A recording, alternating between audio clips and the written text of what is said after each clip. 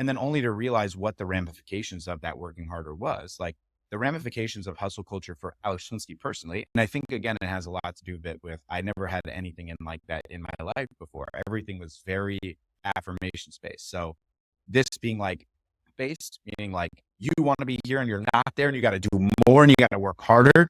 But then at some point I realized like there's this concept, obviously, another several principles that kind of go against the hustle model. Like the big one, of course, would be Pareto principle. That's probably the biggest one that goes against it, which is like, well, really the 20% of your effort is delivering 80% of the, and then in business, it's the same too. When I heard that, I was like, wow, okay, this is actually more about like optimization. And then of course, the dumber down version of that would be like work smarter, excuse me, not harder. And when I like learned those concepts, right, after I realized that I was already working as hard as I could, right? The David Goggins stuff, the Jocko Willink stuff, the Myron Golden stuff, it started to have less of an effect.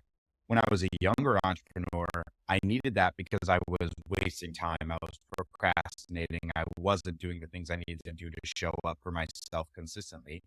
But once I got to the place where I was giving the 100%, right?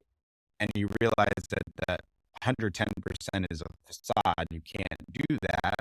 And yet it's still do